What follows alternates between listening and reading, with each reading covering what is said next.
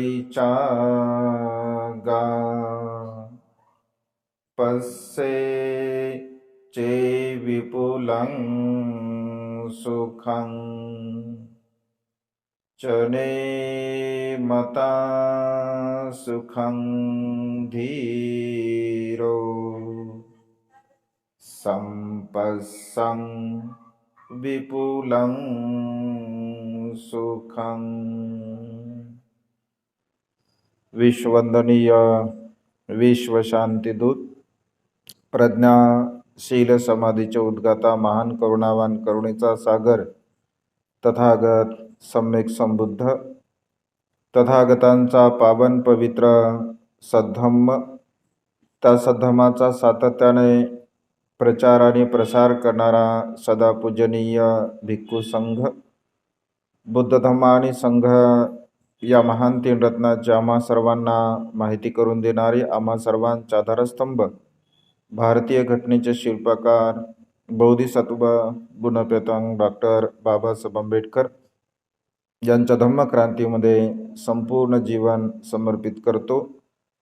आजच्या या मंगलमय प्रसंगी, या वर्षावासाच्या पवित्र अशा कालखंडामध्ये विश्वशांती बुद्धविहार पवननगर औरंगाबाद येथील सर्व श्रद्धासंपन्न उपासक उपासिका, त्याचप्रमाणे प्युरिटी ऑफ माइंड या यूट्यूब चॅनलच्या द्वारा सातत्याने धम्मदेशना श्रवण करणारे सर्व श्रद्धासंपन्न उपासक उपासिका, आपणा सर्वांच्या प्रती अनंत अनंत मंगलकामना मंगलमैत्री भावना व्यक्त करून आपणा सर्वांच्या हितासाठी सुखासाठी आणि कल्याणासाठी धम्मदेशनेला प्रारंभ करतो।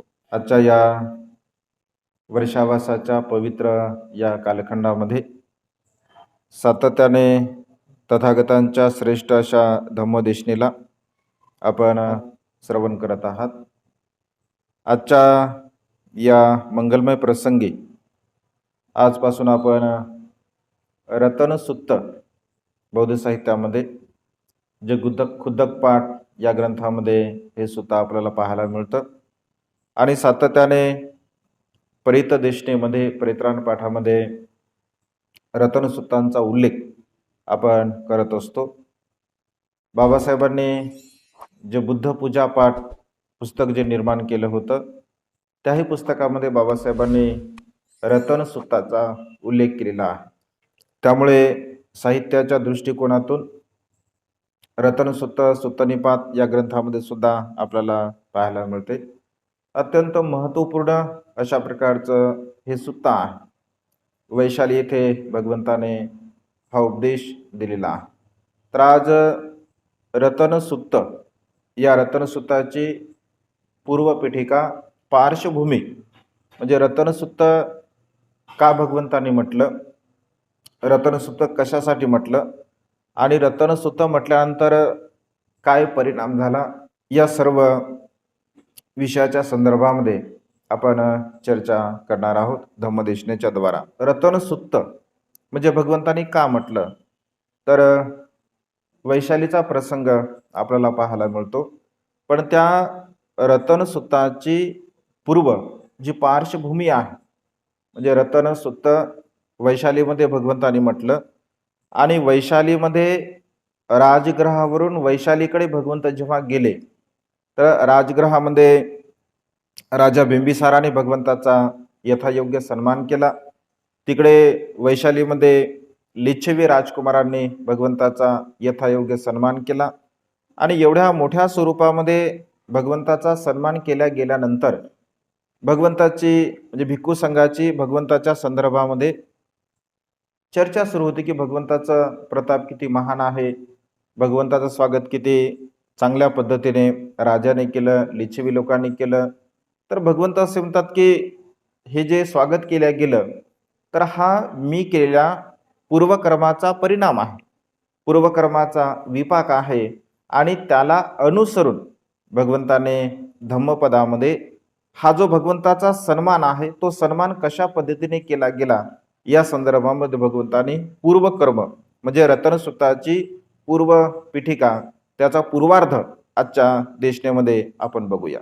यापूर्वी मी गाथा म्हटली, मता सुख परिचागा पस्सेचे विपुलं सुखं. जर मनुष्याच्या जीवनामध्ये कमी सुख सोडल्याने, म्हणजे कमी सुख जर सोडून दिल्याने जर जास्त सुख आपल्याला जर प्राप्त होत असेल, चजे मता सुखं धीरो संपसंग विपुलं सुखं. म्हणजे एखादा शहाणा मनुष्य, एखादा बुद्धिवान मनुष्य, ज्ञानी मनुष्य कमी सुख सोडून जर त्याला अधिक सुख प्राप्त होत असेल तर त्या कमी सुखाचा तो त्याग करत असतो, कारण त्याला अधिक सुख प्राप्त होणार आहे. हे प्रज्ञावान मनुष्यांचं लक्षण आहे, हे बुद्धिवान मनुष्यांचं लक्षण आहे. कारण कधी कधी मनुष्याच्या चित्तामध्ये जे काही आपल्याला प्राप्त होत असते केवळ तेवढ्यावरतीच मनुष्य समाधान मानत असतो. परंतु भगवंत असे म्हणतात की हे अल्प सुखाच्या पाठीमागे लागण्यापेक्षा त्या अल्प सुखाचा त्याग करून अधिकचं सुख माझ्या जीवनामध्ये मी कशा प्रकारे प्राप्त करावं या संदर्भामध्ये जर मनुष्य चिंतन करत असेल, मनन करत असेल, तर त्या मनुष्याला प्रज्ञावान म्हटलं आहे, त्या मनुष्याला बुद्धिवान म्हटलं आहे, ज्ञानी म्हटलं आहे. आणि असा प्रज्ञावान मनुष्य कमी सुखाचा त्याग करतो अधिक सुख प्राप्त करण्यासाठी, असा या गाथेचा अर्थ होतो. तर हा जो उपदेश आहे, ही जी देशना आहे, हा उपदेश भगवंताने राजगृह येथील बिंबिसाराने भगवंताला जे वेळुवन दिलं होतं, या वेळुवनामध्ये भगवंताने हा उपदेश दिलेला आहे. तर भगवंत उपदेश करत असताना असं म्हणतात की वैशाली त्या काळामध्ये अत्यंत समृद्ध संपन्न अशा प्रकारचं शहर होतं. आणि विशेष रूपाने भगवंताच्या काळामध्ये वैशाली हे लोकशाही गणराज्य होतं. 2600 वर्षापूर्वी या भारतवर्षामध्ये लोकशाही गणराज्य म्हणून वैशालीची ख्याती बौद्ध साहित्यामध्ये आपल्याला पाहायला मिळत असते. अनेक लोकांना वैशाली म्हटलं की फक्त आम्रपालीचं आठवण होत असते, आम्रपालीचं आपल्याला लक्षामध्ये येतं. परंतु वैशाली ही अत्यंत धनसंपन्न आणि सर्व प्रकारच्या गुणसंपन्नाने वैशाली शहर त्या काळामध्ये, जम्बूद्वीपामध्ये जसं श्रावस्ती शहर अत्यंत धनधान्याने सुखसमृद्धीने युक्त होतं, अगदी तशाच प्रकारे सावथी म्हणजे जिथे सर्व काही आहे अशा प्रकारे सावथी ज्याला म्हटलं जातं, तशाच प्रकारचं वैशाली शहर सुद्धा भगवंताच्या काळामध्ये अत्यंत जे समृद्धशाली अशा प्रकारचं शहर होतं. असं म्हटलं आहे की त्या वैशालीमध्ये 7777 राजे लोक होते. म्हणजे एवढं विशाल असं वैशाली शहर होतं.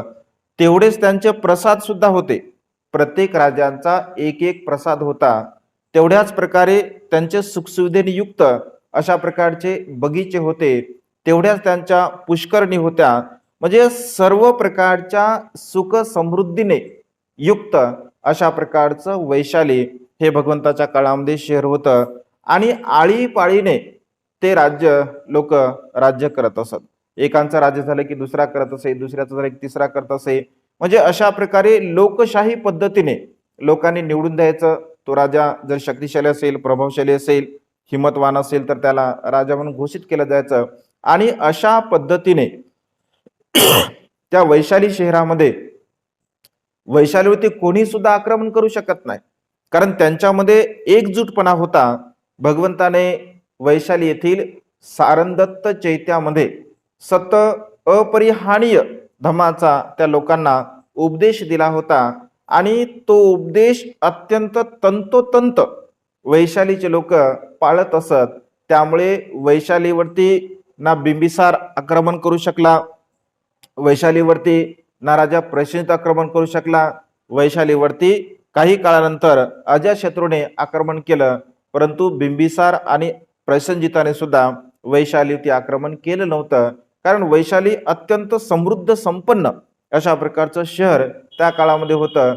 त्यांच्यामध्ये एकजूट असल्यामुळे, एकी असल्यामुळे त्यांच्यावरती कोणी आक्रमण करू शकत नव्हतं. अशा प्रकारचं संपन्न समृद्धशाली वैशाली हे शहर त्या काळामध्ये होतं. परंतु असं म्हटलं आहे की निसर्गाच्या नियमाला अनुसरून सर्व काही सारखं राहत नाही. कधी कधी मनुष्य म्हणजे समृद्धशाली असणारे लोक सुद्धा आपल्या कर्माला अनुसरून म्हणा किंवा आपल्यामध्ये असणारे जे काही दोष असतील त्या दोषाला अनुसरून म्हणा त्यांच्या जीवनामध्ये दुःख सुद्धा उत्पन्न होऊ शकते. तर वैशाली एवढं समृद्धशाली असणारं शहर, अत्यंत सुखसमृद्ध असणारं शहर, सर्व प्रकारे तिथे सुख समृद्धी असणारे लोक, अत्यंत सुखाने जीवन जगणारे लोक सुद्धा, परंतु अचानकपणे अशा प्रकारे वैशालीमध्ये वातावरण निर्माण होते. एक अनेक प्रकारचा रोग त्या वैशालीमध्ये येत असतो आणि त्या रोगामुळे म्हणजे सुरुवातीला जे काही गरीब लोक होते तर ते गरीब लोक त्या रोगामध्ये त्या आजारामध्ये म्हणजे जे धनधान्याने परिपूर्ण असणारं शहर अचानकपणे त्या ठिकाणी कुठल्याही प्रकारचं धनधान्य पिकू नाही लागलं. म्हणजे पाऊस पूर्णपणे पडला नाही आणि पाऊस न पडल्यामुळे तेथील शेती पिकेनाशी झाली आणि शेती पिकेनाशी झाल्यामुळे लोकांना धनधान्य योग्य प्रमाणामध्ये मिळालं नाही आणि धनधान्य नसल्यामुळे साहजिकच आहे जे गोरगरीब लोक होते ते सुरुवातीला मृत्यूला प्राप्त झाले.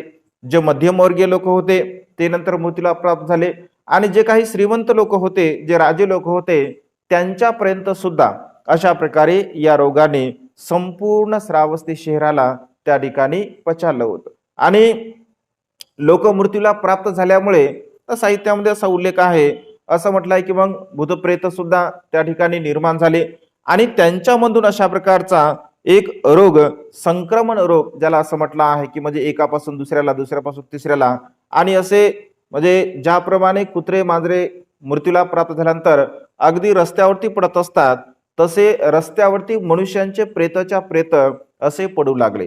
म्हणजे भगवंताच्या काळामध्ये जसं वर्तमान काळामध्ये आपण बघतो, जसं कोरोनाच्या काळामध्ये आपण बघितलं अनेक लोक अगदी जनावराप्रमाणे मृत्यूला प्राप्त होत होते. आपण जेव्हा स्मशानाचं दृश्य बघितलं असेल तर स्मशानामध्ये अशा रांगाच्या रांगा लोकांच्या लागत होत्या किंवा कधी कधी तर काही काही प्रसंग तर असे आपण बघितले की लोकांचे खड्डे केले आणि त्या खड्ड्यामध्ये डायरेक्ट 10-10, 20-20 प्रेत त्या ठिकाणी टाकून दिले. म्हणजे अशा प्रकारची परिस्थिती 2600 वर्षापूर्वी वैशाली नगरामध्ये सुद्धा झाली होती. जशी आज वर्तमान काळामध्ये कोरोनामुळे भारतवर्षामध्ये किंवा अन्य जगामध्ये सुद्धा तशा प्रकारची परिस्थिती निर्माण झाली होती, अगदी तशीच परिस्थिती भगवंताच्या काळामध्ये 2600 वर्षापूर्वी वैशाली या शहरामध्ये झाली होती. प्रेताच्या प्रेत खड्ड्यामध्ये लोक टाकत, 1 प्रेत, 2 प्रेत, 10 प्रेत, 20 प्रेत अशा प्रकारचे प्रेताच्या प्रेत टाकत असत आणि त्यामुळे त्या प्रेतांचा अत्यंत दुर्गंध येत असल्यामुळे, कुत्रे त्यांना खात असल्यामुळे, मांस मनुष्यांचं इकडे तिकडे पडत असल्यामुळे त्यामधून संक्रमण अशा प्रकारचा एक आजार निर्माण झाला आणि त्यामुळे एकाच वेळेस अशा प्रकारचे 3 म्हणजे संकट वैशालीवरती आले होते. तिथे दुर्भिक्ष पडले म्हणजे अन्न पाण्या वाचून लोक मृत्यूला प्राप्त होत असत. त्यानंतर त्यामुळे भूतप्रेतांची बाधा सुद्धा झाली असं म्हटलं आहे. आणि तिसरं असं म्हटलं आहे संक्रमण रोग. हे 3 प्रकारचे रोग एकदाच वैशालीवरती त्या ठिकाणी आले आणि हे 3 प्रकारचे रोग आल्यामुळे संपूर्ण लोक अत्यंत दुःखी होते, अत्यंत कष्टी होते आणि दुःखी कष्टी असल्यामुळे मग साहजिकच आहे एवढं दुःख आपल्याला का आलं, कशामुळे आलं, कोणत्या गोष्टीमुळे आलं, तर संपूर्ण वैशालीचं जे संथागार असायचं, ज्या संथागारामध्ये सर्वच्या सर्व लोक एकत्र येत असत, तिथे विचार विनिमय करत असत आणि सर्व लोक आल्यानंतर विचार विनिमय केल्यानंतर ते असं म्हणतात की अशा प्रकारे आपल्या या वैशाली राज्यावरती असं कधीही संकट आलं नाही आहे. आमच्या 7 पिढ्यापर्यंत जे वृद्ध लोक होते ते वृद्ध लोक असं म्हणू लागले की आमच्या 7 पिढ्यापर्यंत 7 पिढ्यापर्यंत अशा प्रकारचं दुःख नाही आलं, अशा प्रकारचा आजार नाही आला किंवा 7 पिढ्यापर्यंत वैशालीवरती असं कधीही कोणत्याही प्रकारचं संकट आलेलं नाही आहे. अशा प्रकारे ते चिंतन मनन करू लागले, विचार विनिमय करू लागले आणि पुन्हा ते जेव्हा विचार विनिमय करू लागले तर ते विचार करतात की हा जो आपला राजा आहे, म्हणजे सध्या जे आपले राजे आहेत तर हे राज्य अधार्मिक असले पाहिजे आणि अधार्मिक असल्या कारणाने कदाचित असं होऊ शकते राजा भवतो धम्मिको असं भगवंतांनी म्हटलं आहे म्हणजे राजा जर धार्मिक असेल, राजा जर धम्मवान असेल, तर कोणत्याही प्रकारचं संकट त्या जनतेवरती येत नाही. मग राजा धार्मिक नसल्यामुळे कदाचित असं होऊ शकते, असं चर्चा करत असताना लोकांमधून सूर आला. लोक असं विचार करू लागले की हा राजा निश्चितपणे अधार्मिक असला पाहिजे. मग ते राजाकडे जातात आणि राजाकडे गेल्यानंतर राजांना विचारतात की अशा प्रकारचं 7 पिढ्यापर्यंत आमच्या जीवनामध्ये, वैशालीमध्ये कोणत्याही प्रकारचं संकट आलं नाही, परंतु महाराज जर अधार्मिक राजा जर राज्य करत असेल तर अशा प्रकारचे संकट येऊ शकतात, असं आम्ही साहित्यामध्ये ऐकलेलं आहे. तेव्हा राजा म्हणतो, जर मी अधार्मिक असेल, माझा जर काही दोष असेल, तर तुम्ही तो दोष मला सांगा, आणि तो दोष जर माझ्याकडून होत असेल, माझ्या परिवाराकडून होत असेल, तर निश्चितपणे मी प्रायश्चित करण्यासाठी तयार आहे. तर जेव्हा लोक विचार विनिमय करतात, हा वर्तमान काळातला जो राजा आहे, या राजाचा काही दोष आहे का, हा अधार्मिक आहे का, हा अकुशल कर्म करणारा आहे का, तर जेव्हा ते पाहतात तर हा तर एकदम धार्मिक राजा आहे. आणि पुन्हा त्या राजाच्या 7 पिढ्यापर्यंत ते पाठीमागे जातात, तर तेव्हा ते विचार करतात की या राजांच्या 7 पिढ्यामध्ये सुद्धा असा कोणताही राजा आपल्या वैशालीमध्ये अधार्मिक नव्हता. आणि तेव्हा लोक म्हणतात की महाराज तुम्ही पूर्णपणे निर्दोष आहात, तुमचा परिवार, तुमचं कुटुंब, तुमचं कुळ पूर्णपणे निर्दोष आहे. परंतु महाराज याच्यावरती आपण काहीतरी म्हणजे तोडगा काढला पाहिजे, या दुःखाला आपण कशा पद्धतीने नष्ट केलं पाहिजे. तर मग पूर्वीच्या काळामध्ये ज्या पद्धती होत्या, जसं धार्मिक विधी आहे, मग यज्ञयाग करतात. काही लोक म्हणतात की महाराज यज्ञयाग केला पाहिजे, आणि खूप मोठ्या प्रमाणामध्ये ते यज्ञयाग करतात की जेणेकरून यज्ञ केल्यामुळे हे संकट दूर होईल. परंतु यज्ञामुळे सुद्धा संकट दूर होत नाही.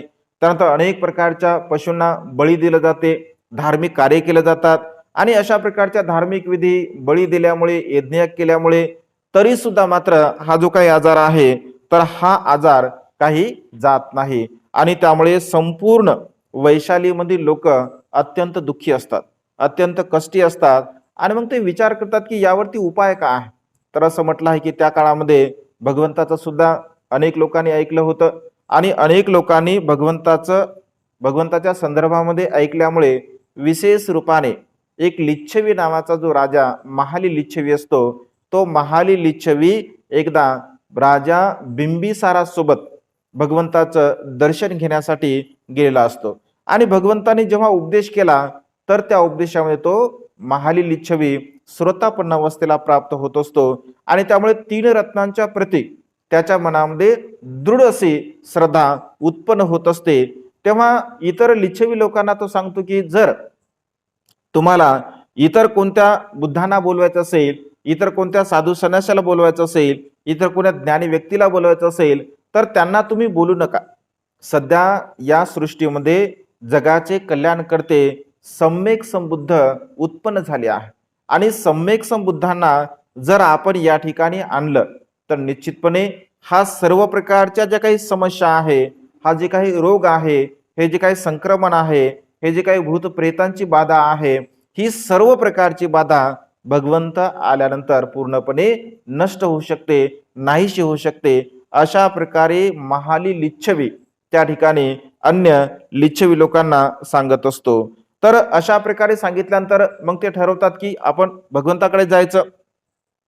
तर एक समिती त्या लिच्छवी लोकांची ठरल्या जाते, आणि महाली लिच्छवीच्या अध्यक्षतेमध्ये त्यांना सोबत घेऊन त्या ठिकाणी बाकीचे लिच्छवी सुद्धा भगवंताचं दर्शन घेण्यासाठी येत असतात. मग आता भगवंताचं दर्शन घ्यायचं आहे, आपण दुसऱ्या राज्यामध्ये जातोय, तर भगवंताला तर डायरेक्ट भेटता येत नाही. मग ते बिंबिसार राजाकडे येत असतात, आणि बिंबिसार राजाकडे आल्यानंतर बिंबिसार राजासाठी वेगवेगळ्या प्रकारच्या भेट वस्तू ते आणत असतात, जेणेकरून राजा खुश होईल, आणि राजा खुश होऊन आपल्याला भगवंताला नेण्याची परवानगी तो देईल. अनेक प्रकारच्या वस्तू राजा बिंबिसाराला ते देत असतात, आणि ते म्हणतात की महाराज आमच्या नगरामध्ये अशा अशा प्रकारच्या राज्यामध्ये संकट आलेलं आहे, आपल्या राज्यामध्ये जगाचे कल्याण करते सम्यक संबुद्ध आहेत, आम्ही सम्यक संबुद्धाला नेऊ शकतो, तशी तुम्ही परवानगी द्या. आणि तुम्ही तसं भगवंताला सांगा की भगवान तुम्ही वैशालीमध्ये जा. तेव्हा राजा अत्यंत नम्रपणे महाली लिच्छवींना आणि अन्य लिच्छवी कुमारांना राजांना म्हणतो की मी असं करू शकत नाही, मी भगवंताला कसा आदेश देऊ शकतो, मी भगवंताला कसं सांगू शकतो की तुम्ही वैशालीमध्ये जा, मी असं सांगू शकत नाही, कारण तो माझा नैतिक अधिकार नाही आहे. का राजा राजा जरी असेल, राजा जरी असेल, परंतु भगवंत भगवंत असतात, भगवंताचा ते सन्मान करतात, आणि सन्मान केल्यामुळे राजा बिंबिसार म्हणतात की लिच्छवी कुमार, मी भगवंताला तसा आदेश देऊ शकत नाही, किंवा मी भगवंताला सांगू सुद्धा शकत नाही, तुम्ही मात्र भगवंताकडे जाऊ शकता.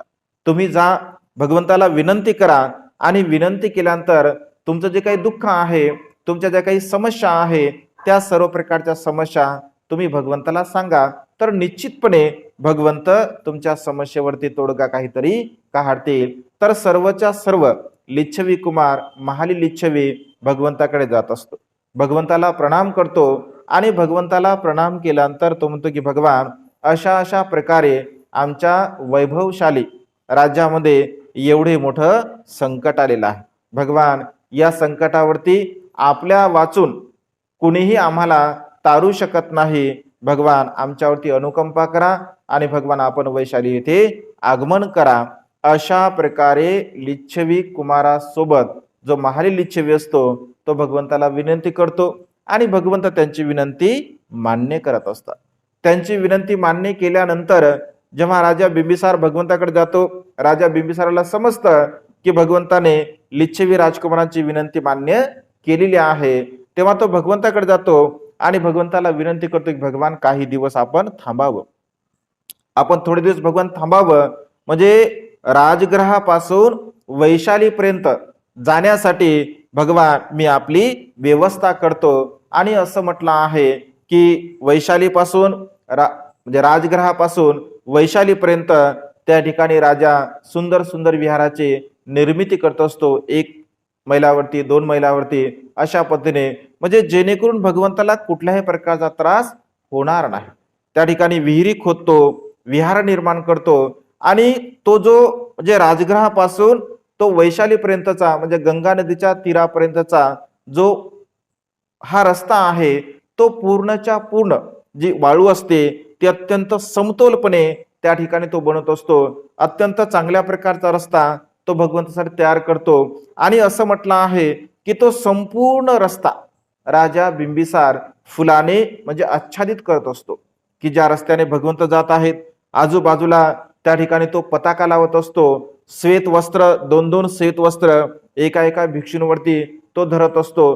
म्हणजे अशा पद्धतीने ढोल तासे वाजवत, पताके त्या ठिकाणी वाजवत, ध्वज लावत, म्हणजे संपूर्ण तो जो परिसर आहे, म्हणजे राजगृहापासून ते गंगा नदीच्या तटापर्यंत, कारण वैशाली शहर गंगा तीराच्या पलीकडे होतं, आणि त्यामुळे हा जो संपूर्ण परिसर आहे अत्यंत सुशोभित अशा प्रकारे राजा बिंबिसार त्या ठिकाणी करतो. भगवंताची राहण्याची त्या ठिकाणी तो व्यवस्था करतो, आणि संपूर्ण व्यवस्था झाल्यानंतर तो भगवंताला विनंती करतो की भगवान, आता आपण वैशाली येथे म्हणजे मार्गक्रमण करावे, वैशालीकडे जावे. तेव्हा राजा भगवंताचा यथायोग्यपणे सन्मान करत असताना राजाच्या सोबत सोबत सुद्धा तो येत असतो, आणि राजाच्या सोबत आल्यानंतर अत्यंत सुंदर अशा प्रकारे एका जहाजाला तो सजवत असतो.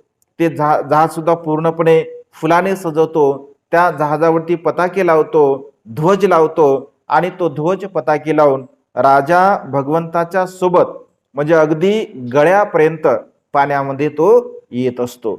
आणि तो म्हणतो की भगवान, जोपर्यंत तुम्ही परत येत नाही तोपर्यंत मी इथेच राहणार आहे, तुम्ही पुन्हा परत या भगवान, आणि परत मी अशा प्रकारे आपलं स्वागत करणार आहे, सन्मान करणार आहे. तर भगवंत वैशालीकडे तशा प्रकारे मार्गक्रमण करत असतात. जेव्हा वैशालीचे लोक बघतात की राजा बिंबिसाराने भगवंताचं एवढं मोठं स्वागत केलं, एवढा मोठा सन्मान केला, म्हणजे अगदी राजगृहापासून ते गंगा नदीपर्यंत जी वाळू होती ओबडधोबड, तो पूर्णपणे रस्ता अत्यंत स्वच्छ केला, तो फुलाने पूर्णपणे आच्छादित केला, पताका लावल्या, ध्वज लावले, आणि अत्यंत सुंदर सुंदर 2-2 छत भगवंतावरती भिक्षूंवरती धरले. तर याच्यापेक्षा अधिक आपण भगवंताचा सन्मान केला पाहिजे, द्विगुणित आपण भगवंताचा सन्मान केला पाहिजे. अशा प्रकारे वैशालीचे लोक विचार करतात. आणि राजाने 2 छत धरले होते का, आपण 4-4 छत त्या ठिकाणी धरले पाहिजे. राजाने जो फुलांचे आच्छादन होतं का, त्याच्यापेक्षा दुप्पट पटीने आपण ते आच्छादायचं. म्हणजे अशा प्रकारे वैशालीपासून गंगा नदीच्या तीरापर्यंत संपूर्ण वैशालीचे लोक सुद्धा तेवढ्याच उत्साहाने भगवंताचं स्वागत करत असतात. आणि स्वागत करत असताना भगवंताला वाजत गाजत त्या ठिकाणी घेऊन जातात. ते सुद्धा संपूर्ण जमीन समतोल करतात, फुलाने आच्छादत असतात, ध्वज लावतात, पताका लावतात. आणि ज्याप्रमाणे राजा बिंबिसार प्रवाहाच्या म्हणजे नदीच्या त्या प्रवाहामध्ये अर्ध्या प्रवाहामध्ये येत असतो, तसेच ते सुद्धा भगवंताला घेण्यासाठी अर्ध्या प्रवाहामध्ये येत असतात. अत्यंत सुंदर अशा प्रकारे एका नावेला ते सजवतात आणि त्या नावेवरून म्हणजे वेगवेगळ्या प्रकारच्या नाव असतात, कारण अनेक भिक्षू सुद्धा असतात, तर भगवंताला त्या ठिकाणी ते घेऊन जात असतात. आणि अशा प्रकारे यथा योग्यपणे भगवंताचं जेव्हा इकडे राजा बिंबिसार स्वागत करतो, इकडे लिच्छवी लोक स्वागत करतात, मग त्या म्हणजे नदीमध्ये राहणारे असं म्हटलं आहे, साहित्यामध्ये असा उल्लेख आहे की जे नाग लोक असतात, तर त्या नाग लोकांना सुद्धा असं वाटतं की अरे भगवंताचं एवढ्या मोठ्या प्रमाणामध्ये स्वागत होत आहे. तर असं म्हटलं आहे की 5 प्रकारची कमळ पुष्पे ते संपूर्ण जे काही नाग लोक असतात तर त्या नदीमध्ये आपल्या बलाने उगवत असतात. म्हणजे ते सुद्धा भगवंताचं यथायोग्यपणे स्वागत करतात. असं म्हटलं आहे की एकनिष्ठ ब्रह्मलोकातील लोक देवता लोक सुद्धा भगवंताचं स्वागत करतात. जे काही वृक्षावरती जे काही देवता असतात तेही सुद्धा भगवंताचं स्वागत करतात. म्हणजे संपूर्ण देवता गण सुद्धा भगवंताचं, मनुष्य लोक तर भगवंताचं स्वागत करतात, परंतु देवता लोक सुद्धा भगवंताचं त्या ठिकाणी स्वागत करत असतात. आणि अशा प्रकारे स्वागत करत असताना भगवंत वैशालीमध्ये आगमन करत असतात, वैशालीमध्ये येत असतात. आणि वैशालीमध्ये आल्यानंतर अशा पद्धतीने वैशालीमध्ये स्वागत केल्यानंतर 7 दिवसापर्यंत म्हणजे असं म्हटलं आहे की वैशालीच्या लोकांनी भगवंताचं स्वागत केलं. आणि स्वागत केल्याबरोबर म्हणजे भगवंताने वैशालीच्या सीमेवरती अगदी पाय ठेवल्याबरोबर त्या ठिकाणी आकाशामध्ये पूर्णपणे पावसाचं वातावरण निर्माण होते. ढग गडगडतात, विजा चमकतात आणि क्षणामध्ये एवढा धुधार अशा प्रकारचा पाऊस पडत असतो. आणि एवढा मुसळधार पाऊस पडल्या कारणाने अनेक वेळापर्यंत तो पाऊस पडतो. त्या पावसाच्या द्वारा असं म्हटलं आहे जे रस्त्यावरती प्रेत पडलेले असतात, जे खड्ड्यामध्ये प्रेत असतात, ते सर्वच्या सर्व प्रेत त्या पावसामध्ये वाहून जात असतात. आणि अशा पद्धतीने भगवंत यंकिंची रत्नन लोके अशा प्रकारे रतनसुत्ताची सुरुवात करतात. यंकिंची रत्नन लोके असं म्हटल्याबरोबर असं म्हटलं आहे की पावसाला सुरुवात होत असते. आणि अशा पद्धतीने 1 दिवस नव्हे, 2 दिवस नव्हे, तब्बल 7 दिवसापर्यंत भगवंत त्या वैशालीमध्ये रतनसुत्ताचा पाठ करत असतात. आणि रतनसुत्ताचा पाठ केल्यानंतर जे भगवंताचं मातीचं जे भिक्षापात्र असतं, त्या भिक्षापात्रामधील जे पाणी असते तर ते पाणी भंते आनंदाच्या हातामध्ये देतात आणि आनंदाला सांगतात की तू लिच्ची कुमाराच्या सोबत जा आणि संपूर्ण या सीमेवरती ते पाणी तू टाकून दे. आणि ते पाणी म्हणजे टाकलं जातं. असं म्हटलं आहे की त्या पाण्यामुळे टाकल्यामुळे भगवंताचं जे बल आहे, कारण रतनसुत्तामध्ये बुद्ध गुणांचं वर्णन केलं आहे, धम्म गुणांचं वर्णन केलं आहे, संघ गुणांचं वर्णन केलेलं आहे. आणि या 3 रत्नाच्या बलाने म्हणजे बुद्ध रत्नाच्या बलाने, धम्म रत्नाच्या बलाने आणि संघ रत्नाच्या बलाने हे सर्व प्रकारचं जे काही रोग आहे, भय आहे, संक्रमण आहे, हे सर्व प्रकारचे दुःख नष्ट हो, अशा प्रकारचं रतनसुत्तामध्ये आपण एक एक गाथा बघणार आहोत. तर ह्या सर्व प्रकारच्या बलाने त्या ठिकाणी संपूर्ण तेथील जे काही भूतप्रेत असतात ते सुद्धा नष्ट होतात. जे काही संक्रमण रोग असतो ते संक्रमण रोग सुद्धा नष्ट होते. पाऊस पडल्यामुळे पुन्हा लोक चांगल्या प्रकारची शेती करतात, पुन्हा धनधान्याने परिपूर्ण ते शहर होते. आणि अशा प्रकारे 7 दिवस भगवंत रतनसुत्ताचा त्या ठिकाणी पाठ करत असतात. रतनसुत्ताचा पाठ करून अनेक लोकांना त्या ठिकाणी उपदेश देतात. असंख्य लोकांना भगवंत धम्म मार्गामध्ये प्रतिष्ठित करत असतात. धम्म मार्गामध्ये प्रतिष्ठित केल्यानंतर मग 7 दिवस होतात, त्यांचा सर्व रोगराई पूर्णपणे नष्ट होते, ते अत्यंत सुख समृद्ध होतात. आणि भगवंत आता केवळ 7 दिवसामध्ये ते सुख समृद्ध होतील असं नाही आहे, म्हणजे पुन्हा पीक येतील किंवा असं, परंतु जो काही आजार असतो, जे काही संक्रमण असतं, जे आजार असतो, जे भूतप्रेतांचं जे त्यांचं भय असतं, हे सर्व प्रकारचं भय त्या ठिकाणी नष्ट होत असते आणि ते पूर्णतः सुखपूर्वक जीवन जगत असतात आणि पुन्हा तेवढ्याच उत्साहाने पुन्हा भगवंताला गंगा नदीच्या तीरावरती ते स्वागत समारंभामध्ये आणत असतात. पुन्हा राजा इकडे तशाच प्रकारे भगवंताचं यथा योग्यपणे स्वागत करतो, सन्मान करतो आणि सन्मान केल्यानंतर पुन्हा भगवंत राजगृहामध्ये वेळोवनामध्ये जात असतात. तर वेळोवनामध्ये गेल्यानंतर भगवंताचा हा जो म्हणजे अलौकिक असा प्रताप आहे, तर भगवंत असे म्हणतात की माझ्या जीवनामध्ये अशा प्रकारचे 3 प्रसंग आहे, अशा प्रकारचे 3 उत्सव आहेत की त्या उत्सवाच्या व्यतिरिक्त अन्य कुठल्याही प्रकारचा उत्सव मोठा नाही आहे. तर भगवंत असे म्हणतात की भगवंताने जो श्रावस्तीमध्ये यमक प्रतिहार्य नावाचा म्हणजे यमक प्रतिहार्य म्हणून एक भगवंताने तिथे प्रतिहार्य केलं होतं, ज्याला चमत्कार आपल्या साध्या भाषेमध्ये म्हणतात, परंतु साहित्यामध्ये यमक प्रतिहार्य असं त्याला म्हटलं आहे. तर तो उत्सव भगवंताच्या काळामध्ये जीवनामध्ये अत्यंत महत्वपूर्ण होता असं म्हटलं आहे. दुसरं वैशाली म्हणजे जे देवारोहण समागमन आहे, म्हणजे वैशालीमध्ये हा जो उत्सव आहे, जे भगवंताचं नाग लोकांनी स्वागत केलं, देवता ब्रह्मलोकाने स्वागत केलं, वृक्षावरती देवता लोकांनी स्वागत केलं किंवा अन्य प्रकारच्या संपूर्ण ज्या काही देवता आहे त्या देवता लोकांनी स्वागत केलं. हे वैशालीचं दुसरा उत्सव भगवंताच्या काळामध्ये अत्यंत महत्वपूर्ण घडला जीवनामध्ये.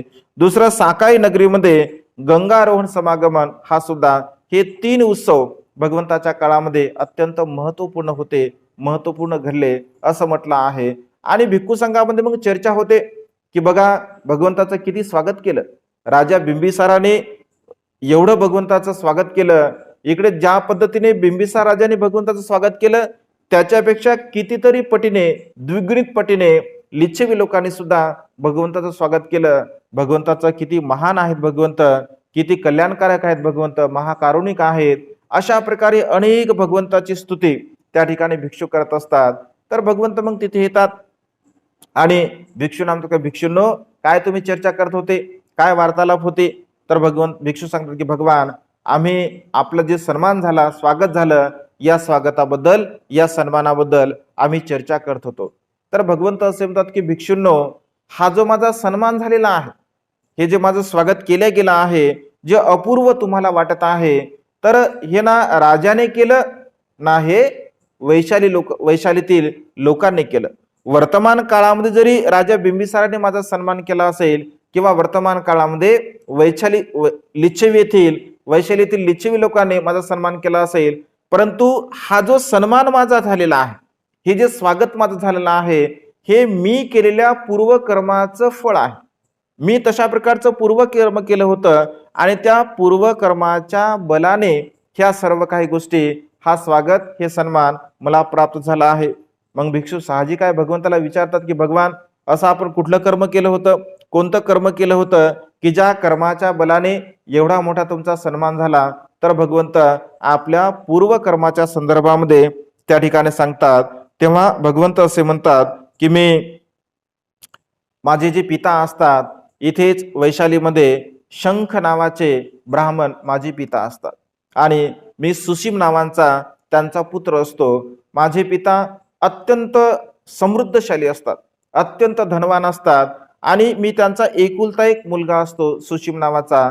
तर माझे पिता माझं जीवन सुद्धा अत्यंत सुखपूर्वक जावं, मी सुद्धा अत्यंत चांगल्या प्रकारचं जीवन जगावं, यासाठी मला म्हणजे त्या काळामध्ये असणार जे काय प्रशिक्षण आहे, शिक्षण आहे, ते शिक्षण घेण्यासाठी त्यांच्या एका मित्राकडे पाठवत असतात.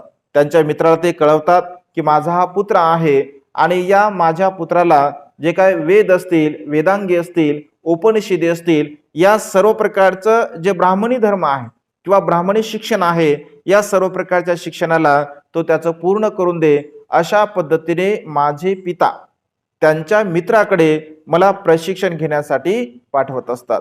मी अत्यंत हुशार असतो, बुद्धिवान असतो आणि पहिल्याच उजळणीमध्ये गुरुने जेवढं काही शिकवलं ते सर्वच्या सर्व मी अध्ययन करत असतो आणि अध्ययन केल्यानंतर मी पुन्हा त्याला सुरुवातीला बघतो, शेवटी मध्यम बघतो आणि शेवटी बघतो, परंतु जे काही मी ज्ञान आत्मसात केलं आहे त्या ज्ञानामुळे मला अंत त्या ज्ञानाचा दिसला नाही, म्हणजे दुःखमुक्तीची अवस्था मला त्या ज्ञानामुळे प्राप्त झाली नाही.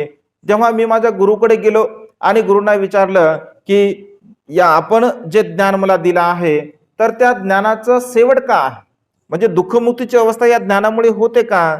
तर माझे गुरु म्हणाले की यामुळे दुःखमुक्तीची अवस्था मला सुद्धा माहित नाही किंवा मी सुद्धा तुला समोरचं काही सांगू शकत नाही. मग या सर्व प्रकारच्या दुःखातून मुक्त होण्याचा काही मार्ग आहे का, याचा शेवट आहे का? तर ते सांगतात की हो, प्रत्येक बुद्धाकडे तू जा आणि प्रत्येक बुद्ध त्यांचं जे काही ज्ञान आहे, त्यांचा जो काही धम्म आहे, त्या धम्माचं जर तू अनुसरण केलं तर तुला निश्चितपणे दुःखमुक्तीचा मार्ग मिळेल. मला ज्ञानाच्या जिज्ञासेने मी पुन्हा प्रत्येक बुद्धाकडे गेलो आणि प्रत्येक बुद्धाकडे गेल्यानंतर ते म्हणाले की आम्ही अप्रवर्जितांना शिकू शकत नाही, तो अन्य अप्रवर्जित आहे. तर पुन्हा मी भिक्षू झालो आणि भिक्षू झाल्यानंतर त्या प्रत्येक बुद्धाने मला त्यांच्याकडे असणारं जे संपूर्ण ज्ञान दिलं आणि ज्ञान दिल्यानंतर मी अत्यंत प्रसिद्ध झालो, मी खूप ज्ञानी झालो, विद्वान झालो आणि मी धम्माचा प्रचार आणि प्रसार करण्यासाठी त्या संपूर्ण परिसरामध्ये लोकांना मी मार्गदर्शन करू लागलो. माझा खूप सन्मान होऊ लागला, कारण मी हुशार होतो, बुद्धिमान होतो, विद्वान होतो. मी प्रत्येक बुद्धांच्या सानिध्यामध्ये अध्ययन केलं, मी अरहंत पदाला प्राप्त झालो आणि त्यामुळे मला खूप लोक मानू लागले, माझा सन्मान करू लागले. अशा पद्धतीने मी धम्माचं कार्य केलं, परंतु मी तिथे मृत्यूला प्राप्त झालो, मी परिनिवृत्त झालो आणि मी परिनिवृत्त झाल्यामुळे लोकांना असं वाटलं की एवढे प्रत्येक बुद्ध आपल्या नगरामध्ये मृत्यूला प्राप्त झाले आहे, अनंत भिक्खू आपल्या नगरामध्ये मृत्यूला प्राप्त झाले आहे, तर माझ्या म्हणजे जे काही चैत्य आहे माझ्यावरती त्यांनी चैत्य निर्माण केला आणि ते सदा सर्व काळ त्यांची पूजा करू लागले. काही वेळानंतर, काही वर्षानंतर माझे पिता शंख ब्राह्मण माझ्या मित्राकडे आले आणि त्या लोकांना विचारू लागले की अशा अशा प्रकारे सुशीम नावाचा एक सुशीम नावाचा मुलगा इकडे प्रशिक्षण घेण्यासाठी आला होता, त्याला तुम्ही जाणता का, त्याला तुम्ही ओळखता का? तर काही सुज्ञ लोकांनी मला सांगितले की हो, आम्ही त्यांना ओळखतो, परंतु ते परिनिवृत्त झाले, ते मृत्यूला प्राप्त झाले आणि त्या झाडाखाली जे चैत्य आहे, ज्या चैत्यांची अनेक लोक पूजा करत असतात, तर ते चैत्य त्यांचंच आहे.